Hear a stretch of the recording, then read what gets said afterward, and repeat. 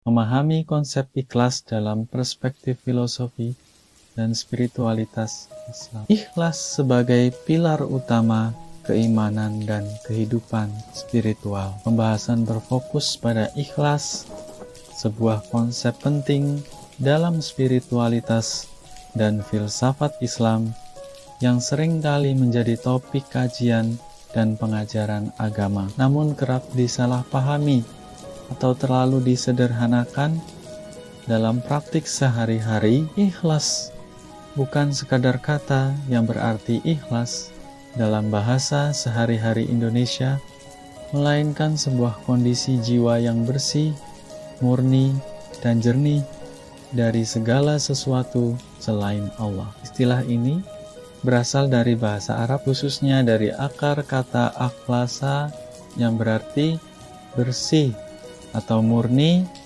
setelah terkontaminasi. Konsep ikhlas ini menjadi sangat vital karena dikaitkan dengan niat dalam beramal dan ketaatan yang pada akhirnya menentukan keabsahan dan makna spiritual dari setiap perbuatan seorang muslim. Ikhlas bukan hanya sekedar melepas atau melepaskan sesuatu seperti kehilangan barang, tetapi adalah pembersihan hati dari segala campur tangan, kepentingan duniawi, dan nafsu selain Allah. Pemahaman ini akan menuntun kita mengerti mengapa ikonik surat Al-Ikhlas menegaskan tentang kesucian dan keesaan Allah, serta mengapa ikhlas disebut puncak keberagamaan dan bagian terpenting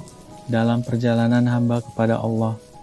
Ikhlas, kondisi jiwa yang bersih dan murni dari segala sesuatu kecuali Allah, berbeda dengan safa yang bermakna bersih alami. Ikhlas sebagai puncak keberagamaan dan tujuan amal, yaitu mendekatkan diri pada Allah.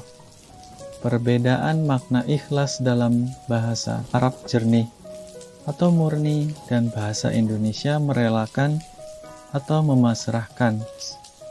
Definisi dan tahap-tahap ikhlas menurut para ulama klasik seperti Imam Ghazali dan Imam Qushairi memberikan definisi ikhlas sebagai niat murni melakukan segala amal ibadah semata-mata untuk mendapatkan keridaan Allah tanpa mengharapkan apapun selain Allah, baik keuntungan duniawi maupun pujian manusia. Imam Ghazali menegaskan bahwa ikhlas adalah tujuan amal yang hanya mengarah kepada Allah saja. Sedangkan Imam Qushairi menyebutnya sebagai penyatuan orientasi ketaatan dalam mendekatkan diri hanya kepada Allah tanpa tujuan lain. Kemudian, tingkatan ikhlas juga terbagi dalam beberapa level. Ikhlasul ibad atau ikhlas ahli ibadah, beribadah kepada Allah tanpa riya, dengan tujuan mendapat pahala dan faraj dari siksa. Ikhlasul muhibin atau ikhlas para pecinta, beribadah untuk mendekatkan diri pada Allah semata, tanpa tergoda oleh pahala atau takut siksa. Ikhlasul arifin atau ikhlas para orang yang arif, menyadari sepenuhnya bahwa segala amal baik dan cinta hanyalah anugerah serta kekuasaan Allah, bukan hasil usaha sendiri. Niat dan tujuan dalam amal ibadah adalah inti ikhlas. Manusia yang ikhlas fokusnya kepada Allah semata, mengabaikan tujuan-tujuan duniawi. Ada jenjang spiritual dalam penghayatan ikhlas yang makin mendalam, dari tingkat ibadah hingga menyadari ketergantungan mutlak pada Allah. Keutamaan ikhlas dalam kehidupan beragama. Imam Syafi'i menyampaikan sebuah pernyataan yang menggambarkan pentingnya ikhlas sebagai tahap puncak dalam amal dan ilmu. Manusia akan hancur kecuali orang yang berilmu. Orang berilmu akan hancur kecuali yang mengamalkan ilmunya. Orang yang mengamalkan ilmunya akan hancur kecuali yang ikhlas. Ini memperlihatkan bahwa ikhlas adalah fondasi terakhir sekaligus terpenting yang menjaga amal tetap bermakna dan abadi. Tanpa ilmu manusia rentan hancur. Ilmu tanpa amal tak berharga. Amal tanpa ikhlas berpotensi sia-sia dan hancur. Ikhlas menjadikan amal mendapat ridha Allah dan menghasilkan ketenangan jiwa. Keutamaan ikhlas tidak hanya terletak pada keabadian amal, tetapi juga ketenangan rohani dan kekuatan mental menghadapi ujian. Orang yang ikhlas karena orientasinya hanya kepada Allah tidak mudah terombang-ambing oleh kondisi duniawi, baik suka maupun duka. Ikhlas menumbuhkan ketenangan jiwa dan keteguhan mental. Keikhlasan melahirkan istiqomah dalam ibadah dan kebaikan meski tanpa penghargaan dunia. Komponen dan karakteristik ikhlas. Implementasi ikhlas bukan hal sederhana, walaupun terlihat singkat secara definisi. Dalam praktek, ikhlas memiliki 5 komponen utama yang harus dimiliki. Zuhud, bersikap zuhud, tidak tergoda oleh dunia, dan gelisah terhadap hal yang fana. Suara, kemampuan mengendalikan diri agar tidak jatuh dalam dosa dan maksiat, termasuk menolak ajakan buruk maupun godaan nafsu. Syukur, kesadaran penuh bahwa segala nikmat berasal dari Allah, sehingga selalu berterima kasih dan rendah hati.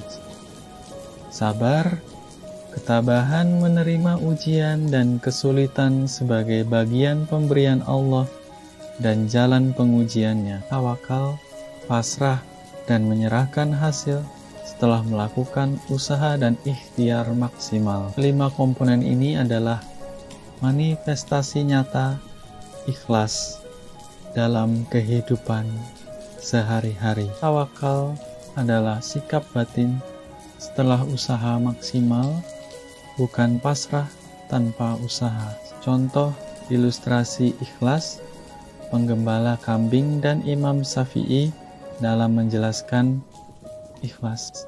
Syekh Abdul Hamid Al-Anguri memberikan analogi seorang penggembala kambing yang salat tanpa peduli apakah kambing-kambing itu memuji atau tidak. Penggambaran ini menekankan bahwa seorang mukhlis melakukan amal tanpa pamrih dan tanpa berharap pujian, bahkan dari makhluk terdekat sekalipun. Kasus nyata ditunjukkan dalam kisah Imam Syafi'i. Dulu yang saat sakit meminta muridnya agar ilmu yang beliau ajarkan tidak perlu dinisbatkan kembali kepadanya. Beliau menghendaki amal ilmu yang tersebar bermanfaat bagi umat tanpa kepentingan mencari pujian atau popularitas. Ilustrasi penggembala kambing menekankan ketidaktergantungan pada pengakuan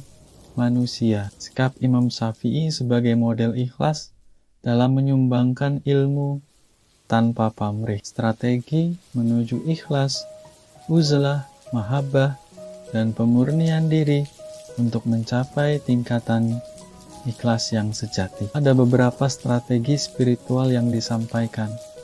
Uzlah atau kumul, menghindari keinginan untuk pamer dan tampil dengan cara bersembunyi dan memperbaiki diri secara diam-diam tanpa hiruk pikuk publikasi. Mahabbah, mengembangkan cinta kepada Allah yang tulus, mengubah hubungan dengan Allah menjadi penuh kasih sayang dan tanpa syarat. Orang yang mencintai Allah secara mahabbah akan mudah melakukan ikhlas tanpa motivasi selain Allah, pemurnian diri dari dosa, keterikatan duniawi, hingga ego. Melangkah secara bertahap, membersihkan hati dari dosa dan ketergantungan, sehingga hati hanya bergantung pada Allah.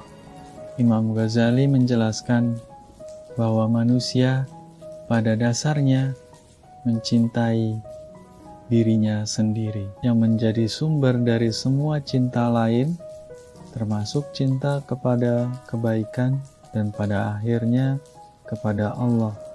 Puncaknya, semua rasa cinta harus kembali pada Allah sebagai sumber segala kebaikan. Uzlah membantu pertumbuhan ikhlas secara tersembunyi dan alami. Mahabbah adalah motivasi cinta yang mengorkestrasikan aktivitas ikhlas. Pemurnian diri memungkinkan fokus total hanya kepada Allah, pendukung dan penghalang ikhlas.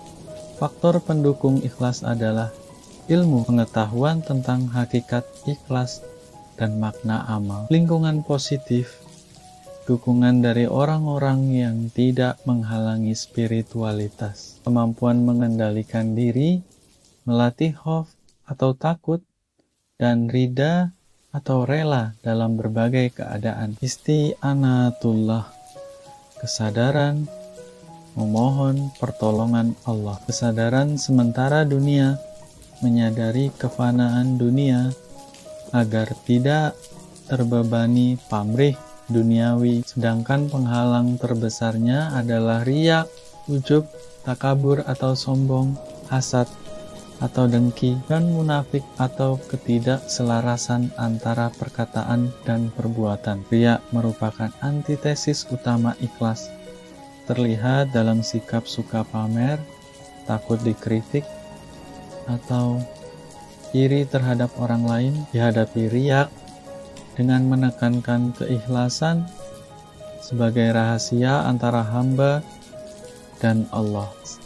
Syekh Izzuddin Abdussalam mengingatkan bahwa nafsu riya mendorong perilaku pura-pura suci demi status sosial. Ciri-ciri orang ikhlas. Orang yang ikhlas ditandai dengan melakukan kebaikan meski sendirian, tanpa pengawasan atau pengakuan, terus belajar dan terbuka terhadap koreksi demi memperbaiki diri, tidak ingin menonjol dan tidak mencari pujian, tidak merasa sudah paling benar atau paling suci, lebih suka beramal secara rahasia dan tidak pamer. Sebaliknya, orang yang belum ikhlas sering menunjukkan sikap riya, rajin saat banyak orang dan malas saat sendiri, senang dipuji, dan mudah berhenti beramal jika dikritik. Ikhlas adalah kualitas batin yang rahasia,